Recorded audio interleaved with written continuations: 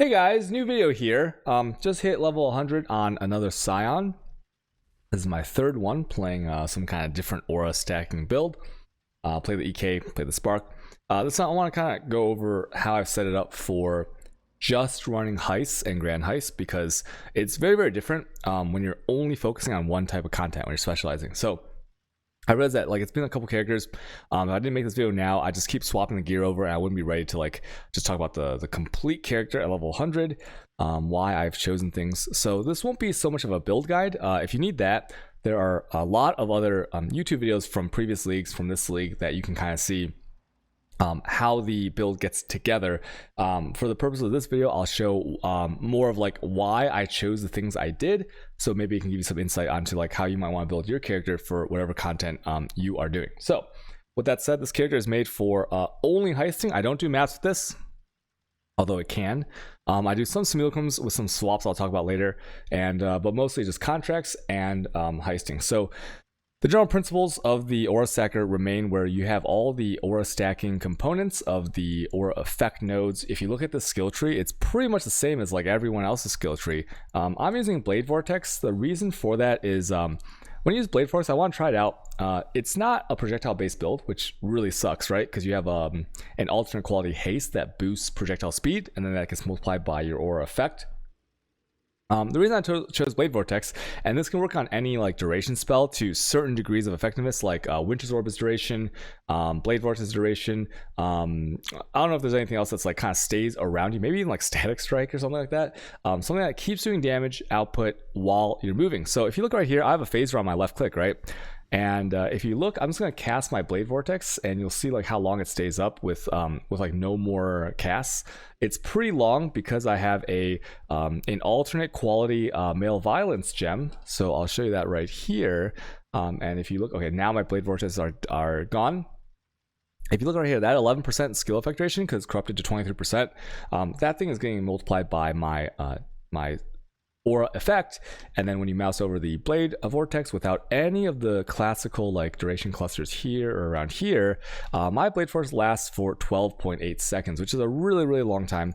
And if I turn off my male violence, you can always check how much it's actually giving you by just turning off your aura. And right here, you'll see that without it, I'm at 5.2 seconds. So this male violence goes from 5.2 to 12.8 seconds. And this is really, really crazy because male violence is a really, really nice kind of feature in any build, because when people think okay, I'm gonna go stuff maybe Spark, EK, maybe I Spark, you need the duration, but maybe with EK, maybe I don't need the duration. Maybe I can swap that out for something else.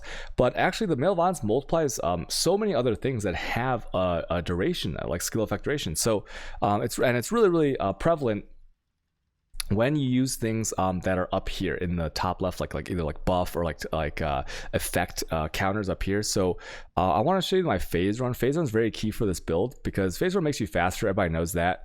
But look how short it is, right? So when I click on it, you'll see the timer in the top 2 seconds, and then the cooldown is always going to be longer than the duration that it is. And what I've gone ahead and done is I wanted to make sure that was always up, and that kind of mixes in well with the Blade Vortex, because if I put on my male violence, now look, instead of 2 seconds, it's now 5 seconds. And watch the cooldown on the bar. The cooldown actually comes up before the duration is done. And for most spells Spark, EK, things like this, whatever you choose to use, let's say I have my Blade Vortex up and there's some enemies I'm running through, and so I phase run through them, right? If I have to cast again, the phase run actually goes into the secondary duration, which is very short. So let's say I cast it 5 seconds, but then I cast, you see how short that was? So what I'm going to do is I'm going to click on my phase run to move again, and I'm instantly going to cast, pretend I'm using an EK or Spark. So I phase run, and then I click on ability, and it's gone, right? And Blade Force has a really nice benefit where, because the blades stay up for so long, if I phase run and I move around, I lose no damage output. And my phase run, that massive amount of speed, stays with my Blade Vortex. And if I need to cast, I can do it either when I'm switching directions, or if you look right here with the phase run, I can choose to cast it right before. I can spam the cast before the cooldown comes up, and then when I'm done casting, when I left click, the phase run keeps me going, okay? And this is pretty cool, because when you look at the defensive modifiers here without my Quicksilver, I'm 148 movement speed if you go to your defense tab, and if I click on phase run, I'm at 205, right? and that's a lot of move speed. You know, that's like having 2 extra pairs of boots on, and it feels really, really good to have it more on demand and more consistent and less dependent on if you're going to cast or if you have to encounter monsters right when you're right after you've cast the phase run. So that's a really cool part about the build. And the way that you get that is with, I have a phase run in here, so it's getting 1 level from the gem, but more importantly, the enhance is like better than the like +1 levels, right? It's the quality.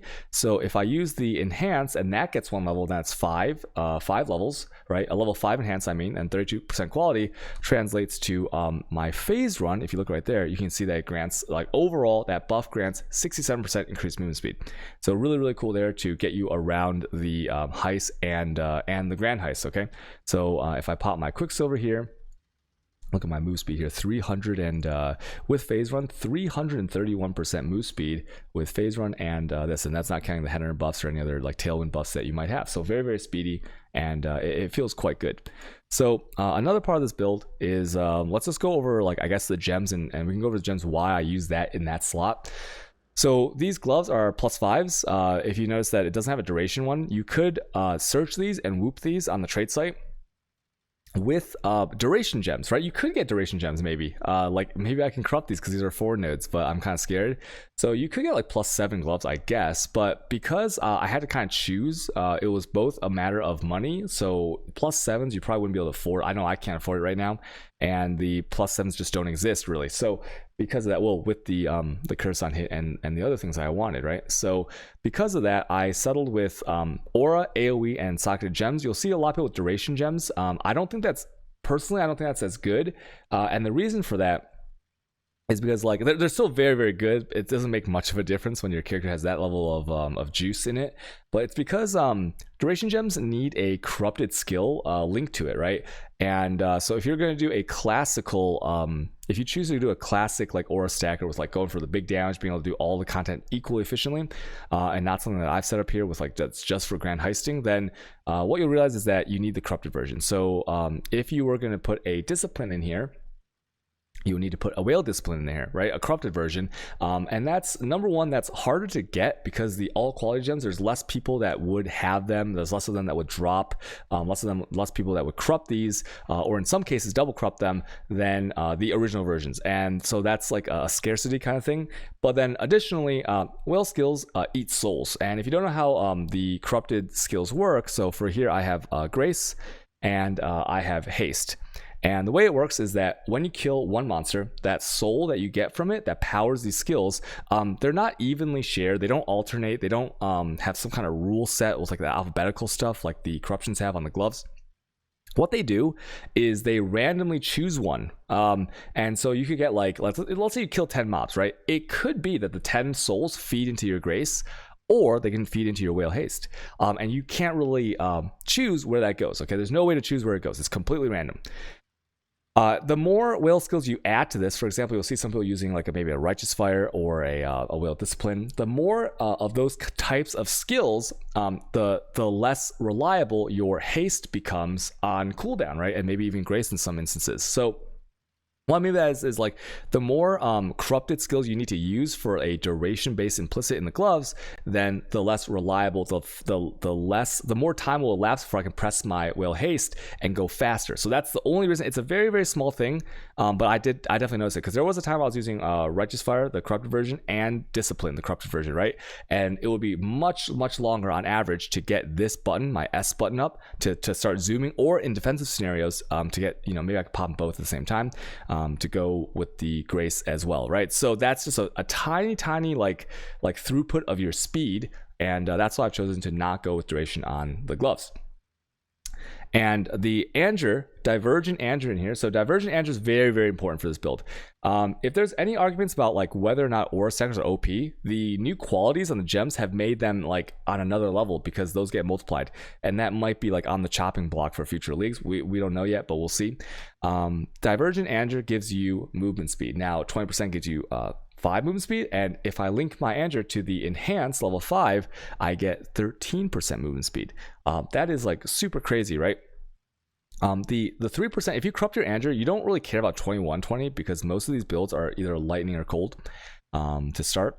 And so your Andrew doesn't do like that much, but it definitely does something with this move speed. So 23% quality is the one you want if you're gonna corrupt, because it gives you 1% extra, like right off. Wait, actually, it gives you that next like tick to the next percent, right? Because 5% movement speed is one move speed every 4 quality, right? And then so if you have a what's it called? If you have a enhance, right, taking like one more, like 8%. For one more level, then that pushes you over the thing. So try to get a 23% if you can for that extra little percentage, but you don't have to, right? So if you look right here, that 13% move spin is also buffed, and that's why it is in the gloves, because it gets the 5 levels from the item are kind of cool, a little bit extra fire damage, but that's not really like that important. So I'm at 148. If I turn it off, I'm at 86, right?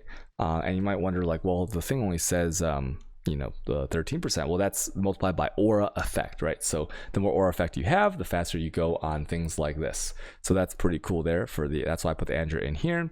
And then I have my discipline in here because it gets the 5 levels from that. And then if I ever do a swap with my enhanced because I want to do some simulacrums or something, I would put like empower in here. I could put like the Andrew in here, put the smite in here, so the smite benefits, and I would have empower, and with the discipline, and I could either keep phase run, or I can like, you know, do something else. I could put in the divergent hit all the ass in there if I want to unspec my 4 points that are in speed right here, and then put them into right here, so I have more mana to actually reserve that skill. So this is like kind of a swap I do, but it's not really it's not something that's like that necessary, right? So that's also in there. That's why the discipline is in there, just for the colors and the swapping, and to make it, because if you put it in power in here, it will make the discipline level shoot up as well, obviously, right? It'll make it shoot up 4 levels, and that is more ES. So when I do that swap, I have, if I take out the move speed and I put it where it needs to be, I have just over 7,000 ES with this, which is obviously a little bit tankier, and the regen is a little bit more throughput on that, which is kind of nice. The enchant on the gloves, Commander Reflection, I believe is the best glove enchant for almost any class, because you get another person, so that's pretty cool for MTX. You get to see another a person that snapshotted you. So if you're super huge or like have some buffs, it'll like snapshot that, and it kind of tanks for you, right? It tanks for you, and I think that your aura is affected. It's super tanky, and so it can draw the you know, the projectiles away from you, and it doesn't have a taunt unless you have like some kind of weird, you know, like ghastly eye jewel or something like that. But it does body block, it blocks projectiles, things like that. It's really, really cool. So get that if you can. The build is more than able to run Gift of the Goddess, so that's like 9 enchants if you get a twice enchanted and a dark shrine with one.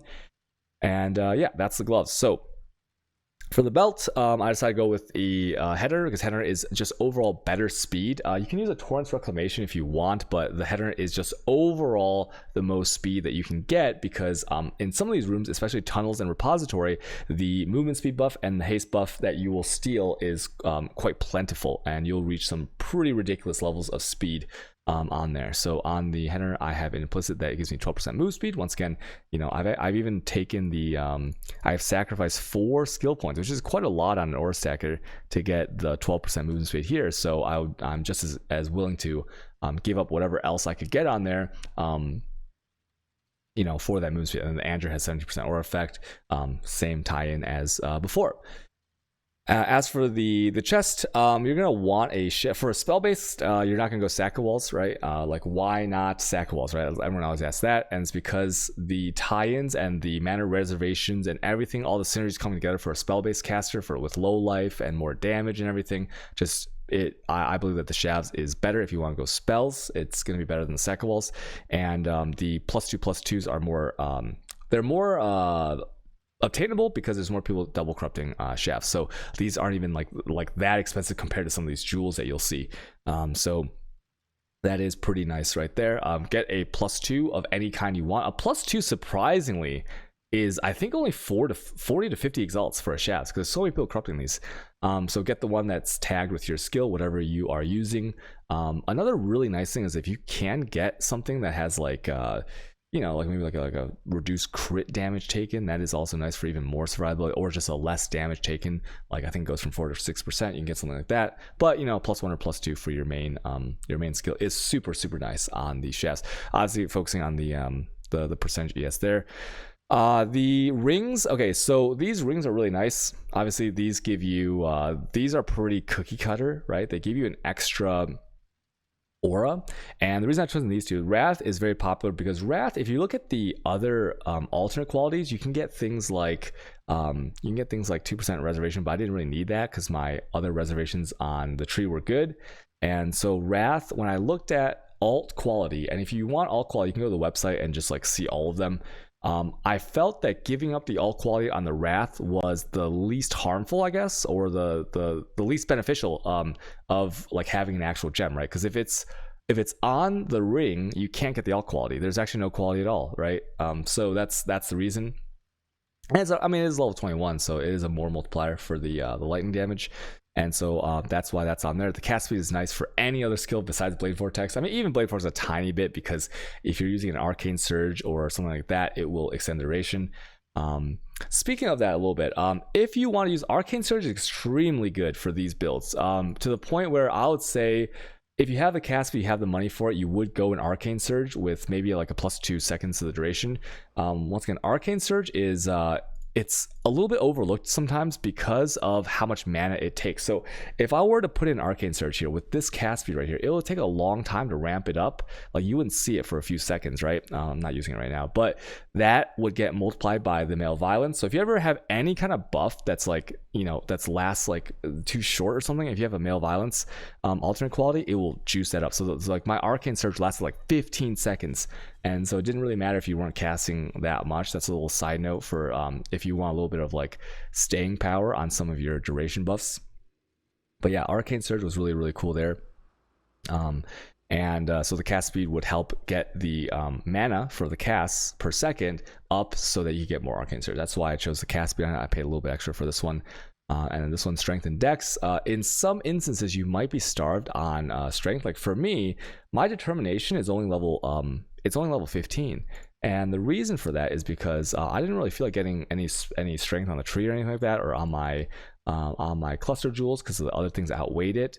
And the determination is it's pretty darn good for how much armor and all that stuff that it gives you. So I was okay with having it level 15. But if I were to drop this, I'd have a little bit less strength. I have to de-level it more. So things that have, if you are bottlenecked a little bit on strength or dex, then one of these, this is actually a single corruption. If you look right here, those things come together. You can get any mix of the two stats.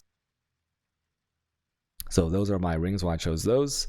On this, the reason that I chose a simplex amulet, there are some pretty insane marble amulets out there that you can get some really nice regen on, and some other stats like crit multi and even like movement speed, for example. Very, very juicy. The reason I took this is because it was reliable and it was available. 7% reserved when you're starting out. That extra 1% might make the difference between slotting in an extra support gem for an aura, like an enhance, or the difference between even including an entire aura, switching from like maybe a 35 to a 50% aura, whatever you can add in there. And obviously it has some very good multipliers, right? It's basically giving you, like, if you think about like 4 mods with 25% increased, right? It's like an extra mod kind of. And so that was kind of nice to have a little bit extra ES on there, because ES is like very expensive to get on this build. So that's why I chose that one. The shield, I actually want a +2/+2, but it's too expensive right now, so I have to settle for a +2/+1, and that goes with that is like the best that you can pretty much get right now reliably, right? Because it still adds like I would want like +1/+2 aura, +2 AoE gems, because one extra might actually increase the percentages a little bit on some of these things. And so but settling with a +2/+1 is fine. I just have my my haste, my zealotry, and my Malevolence in here. So that is the shield. I guess I'll talk about like in the boots now, right? So Divergent Determination, everyone tries to use this if they can, because that evasion rating, right, from a boosted grace into the armor, into the more modifier, all that is affected by aura effect, provides you with a large hit of armor. So if a Porky goes off and hits me for 3k, in this scenario right here with this amount of armor, I take no damage. So that was worthwhile to me, because there's a ton of small hits in the Grand Heist, in the Heist. A lot of things coming out from nowhere. You don't want to get like pinged by like 5 hits in a row, and then like have your wrist in the danger zone along with other things that are in the Grand Heist. So that's why I took that. The Purity of Lightning, nothing much to say here. I did have to, on this one, the reason I have a 23% is because if you look at your defenses right here, the shock avoidance is at 106, but to avoid being shot, this works on like every kind of shock, by the way. So the Purity of Lightning, when I was at 20% quality, I didn't actually, I think I had like 96 or 94 or something. So I didn't have the pure shock immunity. So by getting it to a little bit higher quality, I was able to get that. So that's why I bought this one. The Grace, nothing much to see here. This is Divergent. Divergent is chosen because you have a chance to avoid Chow's damage from hits, and that's the same reason that I have like stuff like this, right? Avoidance is super good, because like avoidance is like another level. It's to kind of explain the evasion, like attacks are on an entropy counter. So if you look at my evasion right here, I have an estimated chance, right, 58%, which means that like if there's 100 skeletons around me and they all smack me at the same time, 58 of them will miss, and then the other 42 will be guaranteed hits, right? So evasion is a little bit spotty sometimes. It works until it doesn't, paired with dodge, of course. And what I wanted was like, if I have this Grace, right, because there's another Grace I can give you like really juiced up avoidance for ailments, but this one, if I can completely avoid Chow's damage, and it's not just 4%, remember the 4% gets multiplied by your many times aura effect, right? If I can completely avoid that for things like Smealcrum bosses, or like just really big Chow's hits, if there are any, and like maybe like the prohibited library or something, then that's pretty good. Then that leaves rooms for the evade to really like shine through, and the other defensive layers to shine through, and I really like that. So that is why I took the Grace here. Funny note, if you were going to enhance this Grace with, let's say, for whatever reason you wanted to, in hardcore, if you could get this build going, if you want level 5 enhance with here, which would be 32%, that would be like just an insane amount of Chow's damage avoidance, okay? I was actually thinking about putting a Grace in here if it wasn't so scuffed with the enhances and setup I had in here, if I wouldn't lose so much speed. But that is something to think about with this Grace. An enhance would be very powerful for mitigation against the Chow's damage hits, especially if you have very low Chow's resist here. So that's pretty cool. Grace is amazing all quality along with Determination.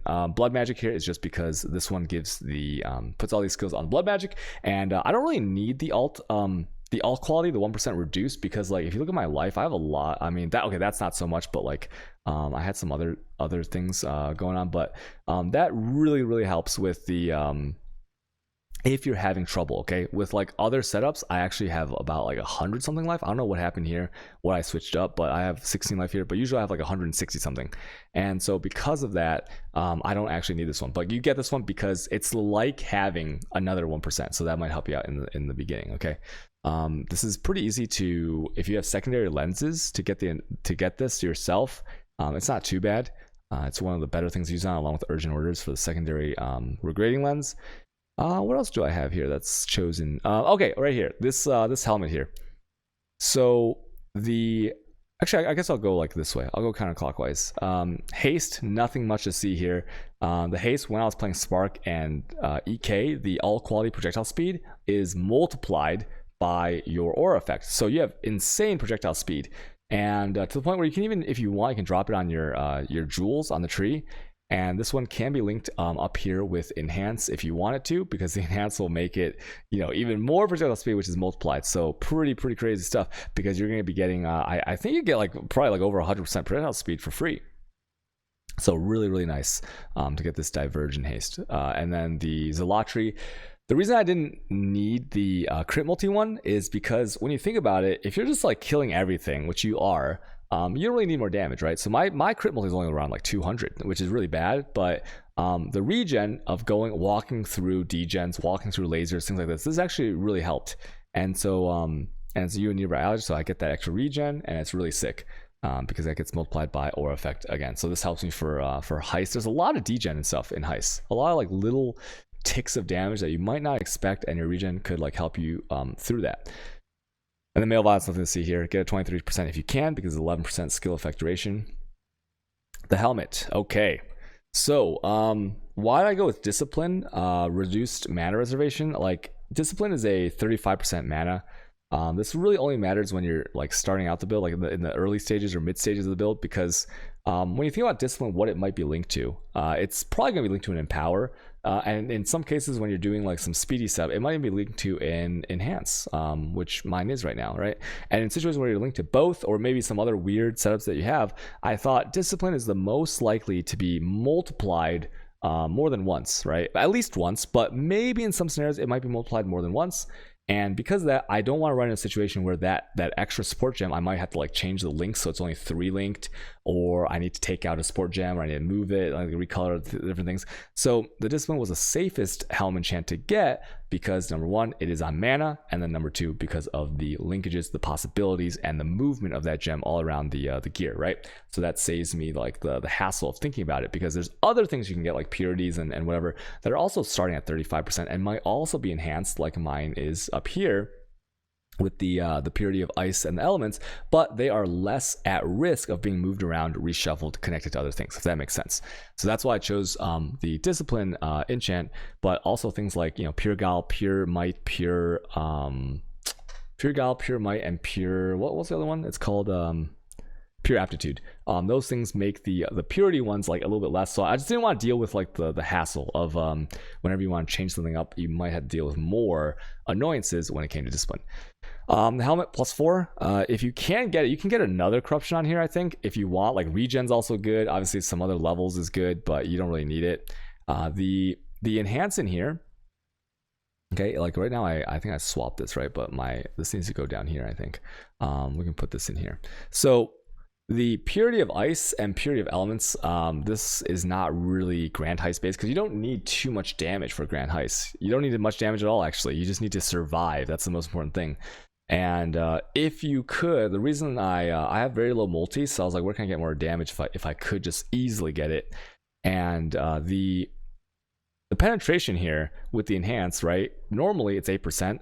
But if you are able to get the 3% corruption on a 2023 Divergent Purity of Ice or Elements, you get another percentage penetration. So here you go from 8 to 9, and here you go from 8 to 9 as well, as you see in that additional effects.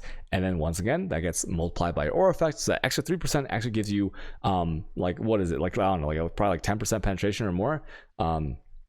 So really crazy stuff. That's just like free penetration, like free extra little skill gems, things like that. Because if you think about like how much we used to pay for like things like Unnerve, Intimidate, these like little things like Bottled Faith that makes monsters take more damage, right?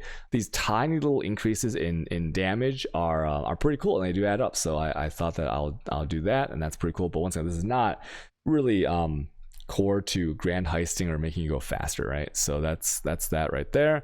In here I have a precision is really nice for the crit chance, and the 10% reduced is pretty good as well. When I think about it, would I rather have 2120 or 2023? I guess it doesn't really matter, because you're not going to notice either difference when you're using this. It's just like a really good gem for when you're lacking on crit on the tree, right?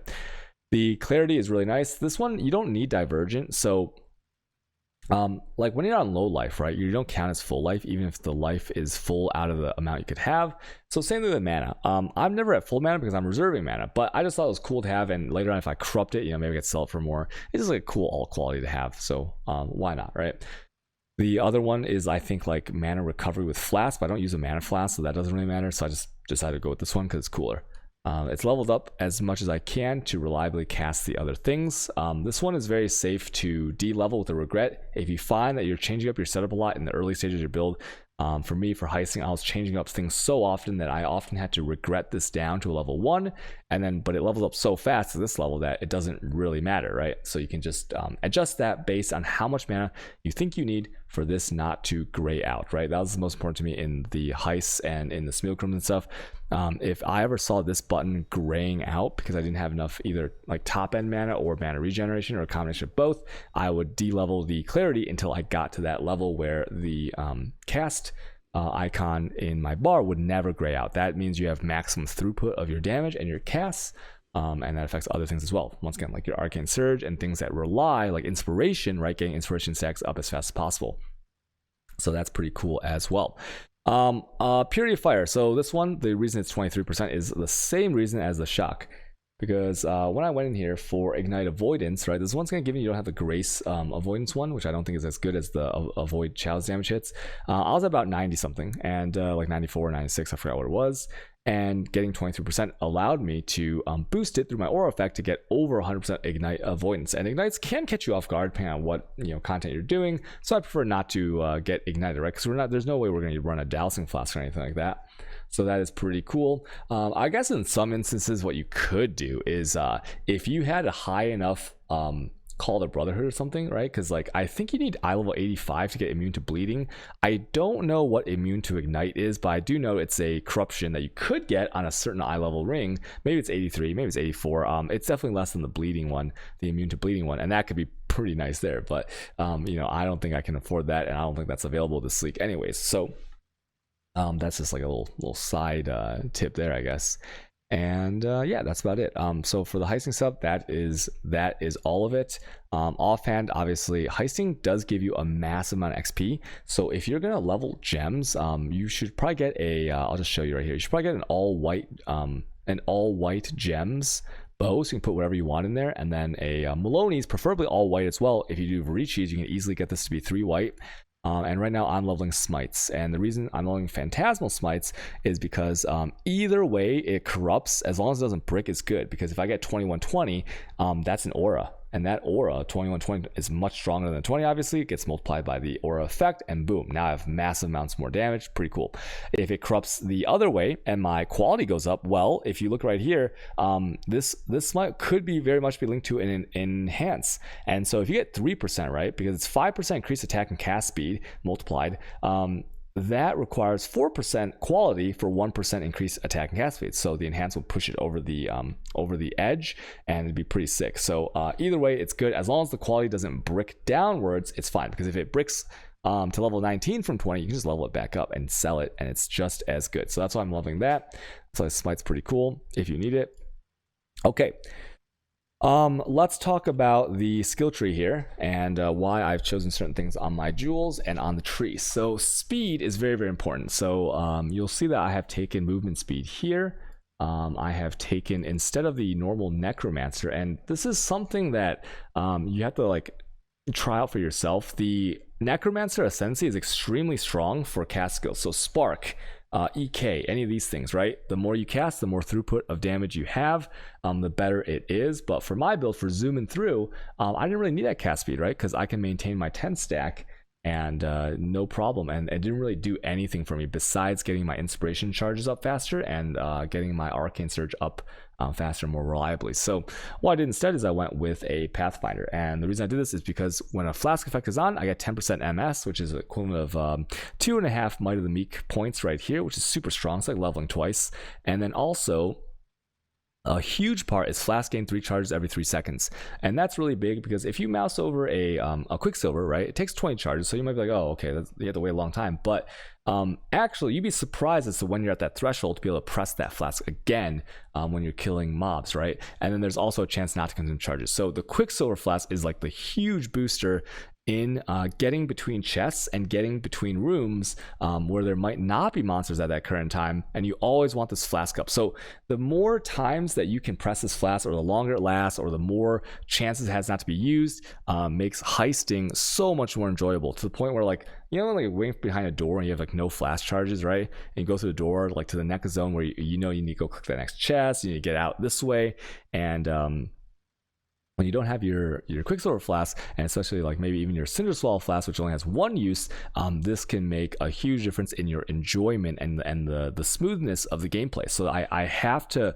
recommend Pathfinder to anyone who doesn't really need the cast speed of the Necromancer. Now I know that's gonna be a rare bunch, because who would ever make a very expensive Aura Stacker to just run Heist, right? That's like kind of silly.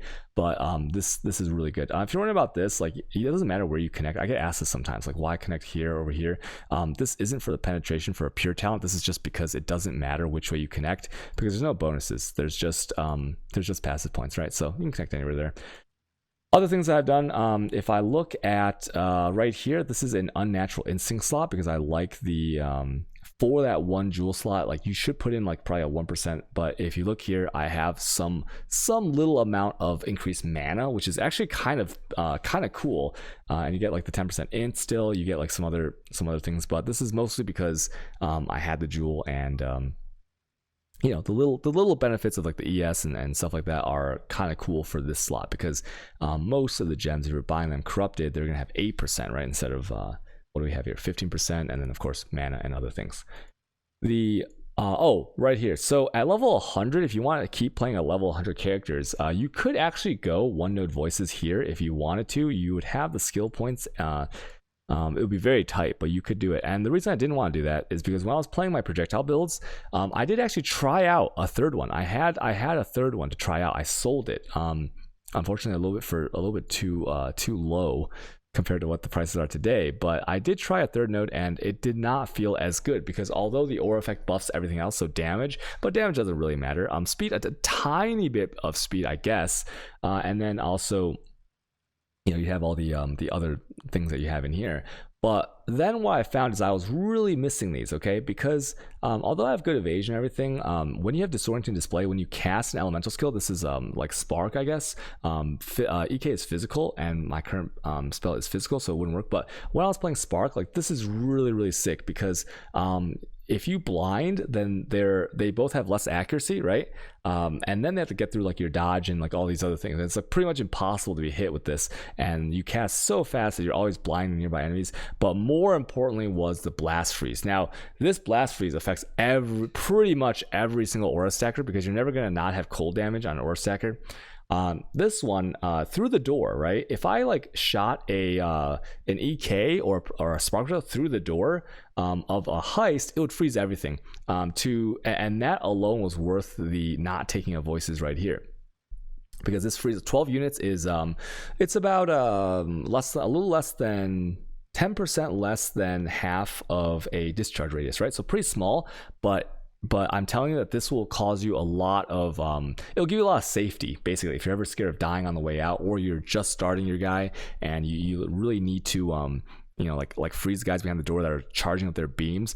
Fun fact about the tunnel mob that does the Cyrus beam: they can't turn, they can only like shoot through that door. So if you go through that door, they're shooting in that direction, and it's kind of scary. So being able to freeze everything around the first hit is kind of insane. So I think blast freeze is like S tier node. It's really crazy. It causes lag on lower end PCs, and lastly, I think when I was using blast freeze, I noticed that the moment I took this off, like, there was a huge amount of performance gain. So be careful about that.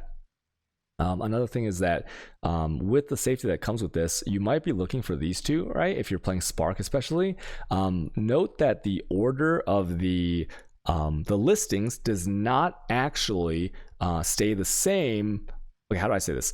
Sorry, the order of the notables as they appear here, right? Like 1, 2, 3. You have these two, the good ones are closer, so you don't have to waste the point going here. They don't always appear like this, even if they share the same orientation, if this node is different. So on this jewel, you see how it reads as Blast Freeze, good. Disoriented Display, good. Those are the two I want. And then Prismatic Heart. If that Prismatic Heart was not there, and you had some other thing, right? In the last line, it would not guarantee that's right here. Okay, so it could be right here, it could be right here. And this is something that I've heard from people, that like they went and they bought like something for 5 exalts, 6 exalts, 10 exalts, whatever they saw on the trade site at the current time, and it turned out it wasted a point. And you might be wondering, like, why is, you know, who cares, just waste 1 point, right? Like, for example, disoriented display was right here instead of here. I'll go around this way and I'll lose 1 skill point. Well, it is kind of important, because the aura stacker relies heavily on levels, and not everyone can get to level 99, 100, 98, whatever. And so losing a point will be quite detrimental in the startup process, right? And then these nodes aren't very good at all. If you look right here, right? So that's why. So be very careful. This one, I can tell you is the one that you don't want is right here. But on the other ones, you might want to like just be a little bit more careful on that. Don't get scammed. In terms of my little nodes here, so what did I want going through all of the zones? I wanted to be capped, right? Because, like, you know how like the rules, you have to hit like that 3 times buff for the 90% cap on your resist, because 90% is a lot less damage. Look, my fire isn't even on right now. Let me turn that on so you can see that. Okay. 9% of all your resists, and I kind of want to be capped without any helpers with my Chow's resist. So if you look at my Chow's resist, I'm standing in town right now, and you can see that my Chow's resist is actually, what is it? It's 75. It's actually 1 point over cap, and it took a long time. It actually took until 2 days ago, right? So it took a couple weeks to get it up to this point, and that's because I wanted every hit, no matter if I was paying attention, if I had flasks up, no flasks up, what the map mods were, I wanted to be like kind of juiced up against that hit. And so and of course against dots on the ground and stuff like that. So I wanted to make sure that this was 75. And the way I was able to do that is I looked for jewels that had the Chow's resistant modifier on there, right? Because the 3% turns into a 4% if you have 35% increase effect. And if you don't count the big node, right? Because the big node is probably something that you want to choose. I'll talk about that later. You have 4 times that much Chow's resist, and with that on pretty much everything. So I have like 3%. Once again, those become 4%. I have a 4% here, 3%, and 4%. 4% becomes a nice little 5%. And then over here, if you look, I have not on that one, but on this one I have 6%, right? Because I have a 5% Chow's resist node right here. Very, very nice. So I was going for that, and then if I could get it, obviously like total res doesn't really matter, right? So that fire res doesn't do anything, but if I could get either mana regen to stop my bar from graying out when I was casting too fast, or I could get life regen, that would be wonderful. So right here I have like 0.2. The 0.2 gets multiplied to 0.27. If you look right here, I have some 0.27 here, some 0.27 right here, and 0.27. So that adds up to a whole lot of regeneration. And the reason I wanted the regen is because there's if you ever done like a prohibited library with the pools are like spilling out, the green and brown pools, or you've run through some lasers and your regen like kind of out ticks the rate at which a laser will hit you through your dodge. All this regen kind of comes together, and it really helps you out when you're fighting a lot of mobs or running through traps and stuff like that. So regen always super good on this build because we have the Zealot's Oath, right? So that's there. Okay, so let's talk about our big nodes right here. Besides these are like cookie cutter, so I won't talk about these. Everyone gets these just to reduce the mana reservation by a massive amount on all of these. Like without those, like if you look at my purities, right, they're at 1%. Without those, it'd be a lot more.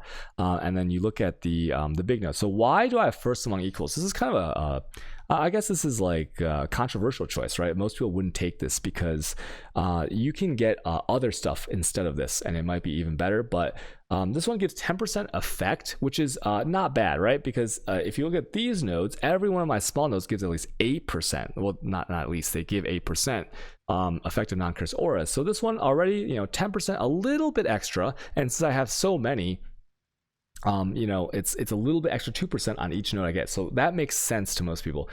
If you take the other 20%, so you're sacrificing other good stats for this this first among equals, that 20% increased duration on the non-curse auras.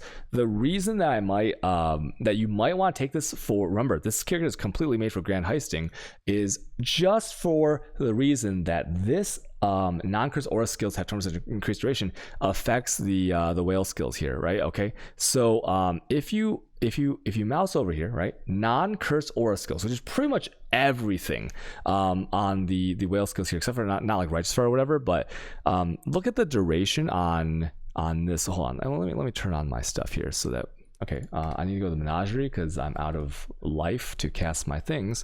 But let me turn this on. Let me just turn on everything so that we're back to normal. When I weapon swapped, if you weapon swap in a zone like that your auras aren't on, this actually won't happen if you switch back in time.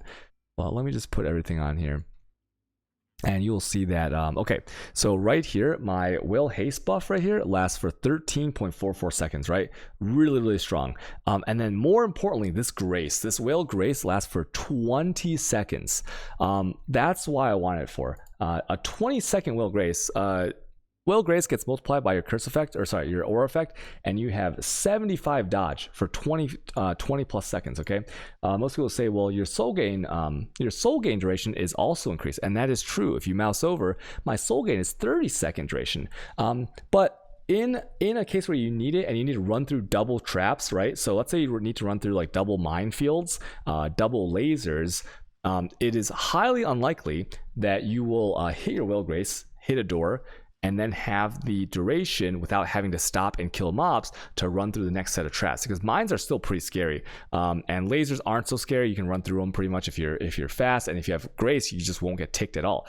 But to be safe, I wanted the grace to be so that I could run through 2 sets of dangerous traps in one press. So that means 2 sets of lasers, 2 sets of minefields in trap disarmament, where like those mines do a lot of damage if you don't avoid them, and they'll stun you too. So yeah, that was what was important to me for that duration, and that is solely why I've taken pretty much, well, there's a replenishing here, but why, if you looked right here, first among equals, first among equals, first among equals, and that helps so much. And that uptime, right, when you maybe you even like press it on accident or you press it at the wrong time, and that extra boost might get you to, because you thought that like the scary stuff was upcoming, or you didn't know that like Vindir or Isla was going to take like, you know, now like 10-15 seconds to open a door, and that will carry you into like absorbing all of the hits from the monster on the other side or the traps. So that is the first among equals reasoning right there. But if you are doing other content, please make sure to know that you should switch this out for maybe extra ES or other stats or something like that. Okay, right here, this is aqueous. So this doesn't really, this kind of feeds into the 2 points into this right here. So you want, this flask is everything for grand heisting, right? You forget a small chest, you gotta run back. Well, you gotta press the flask, hope that lasts long enough so you're not out and feeling really slow. You know, you gotta backtrack, you know, running back through rooms without like super headhunter buffs and stuff like that. Since this flask is everything, I want to boost that. So this 10% flask effect duration is not much. It is like how much? It's like actually like 0.3 seconds or something, right? Not that much, but it does help. And then this one right here, the 10% increase effect of all of your flasks is also kind of cool, because that is both like speed and damages, and that's really nice. And it's also cast speed, which is cool if you're using a spell echo or you have a spell that actually needs cast speed. The mana recovery doesn't do anything, but these 3 points can be reassigned anywhere else. Like if you really value movement, I mean, you can even take this. Like this is like crit, cast speed, and movement speed, which is really, really nice, and avoid stuns. Okay, a cool thing about Trickster, real quick, if you didn't need the Necromancer, you can go into Trickster, and then Trickster will just make it say, like when you go here, it'll say like chance to avoid stun, yes, or something like cannot be stunned, yes, because you will very rarely take hits on the build. And then this will make it so that the next hit can't really stun you, right? Really, really cool stuff here. And Trickster is really nice for the regen as well. So that's a little tidbit right there. This charge generation, you don't need this if you go Trickster, but for everything else, this 1 point in charge generation isn't very reliable, but it is okay. Like if you're on the way out after lockdown, I found that the free frenzies were nice. Free endurance charges, because in cases where armor is, the bigger the hit, the less effective armor is. So in those cases, that physical reduction could sometimes not be actually 90, and that would help there. And then power charges, obviously just crit, right? So really, really nice. That's why I take that node. And other than that, is there anything else that's special on here? Not really. This one I exalted that intelligence on there, pretty nice. But that is overall the build. I mean, a diamond flask of warding, because temp chains is pretty common, and feeble is pretty common on these grand heists. And if you can take that off for this is actually lasts a very long time here, right? You can see that lasts like super, super long. And that helps with the speed, right? Because taking off temp chains is like getting a massive boost to speed. The Cinder's Wall is good for recovery and crit. If you wanted more throughput on your on the time that you have Onslaught and that 20% boost, you would actually use a regular silver flask, where you can put whatever mod that you want on there. Alchemist Quicksilver Flask of Adrenaline, 26% boosted by the Betrayal, and 30% Divine is really, really nice. It is like probably the most mandatory flask for grand heisting for this build. And then at Zuby's Promise, now this was important before I had the capped Chow's Resist. So this one, I think that if you really want to get into it, I don't actually think that Zuby's is that good once you have the capped Chow's Resist. I think that Taste of Hate or something would be better for fizz-based builds, because it's like an actual defensive, whereas the Zuby's has no defensive layer once you're capped, right? Because the leech, Leech's Life, I don't get that to my ES, so that's something you could change out there. I've just been too lazy to. And then a Bottle of Faith is really nice, because Consecrated Ground, a very big Consecrated Ground, will feed into your regen through Zealot's Oath, and then of course base crit, long duration, and enemies take more damage, obviously boosted by your aqueous, so it's like 11% damage taken, so pretty nice there, pretty good for single target. What else do I have on this guy that I need to really talk about? Other than that, yeah, that's about it. That's how I've set up my heister character. I pretty much for the last 3 weeks I've only ran heists or grand heists, unless I had to like go into a map to do ancient orbs. If you look at my atlas bonus, I did finish my atlas bonuses here, but kind of useless because they don't affect the heist, and my influences have been like this for 3 weeks at least. So yeah, it's kind of funny. So yeah, I've really enjoyed this build for grand heisting. There's a lot more I'm sure you can optimize for whatever your content that you're doing, but this is the kind of why I use the things that I use for the, as it pertains to only running one type of content. So I hope you guys enjoy the video. Stream every day on Twitch. If you guys have any questions, you can come and ask me. Twitch.tv/Kudo_. And yeah, thanks for watching my video. See you guys later. Okay, bye guys, bye.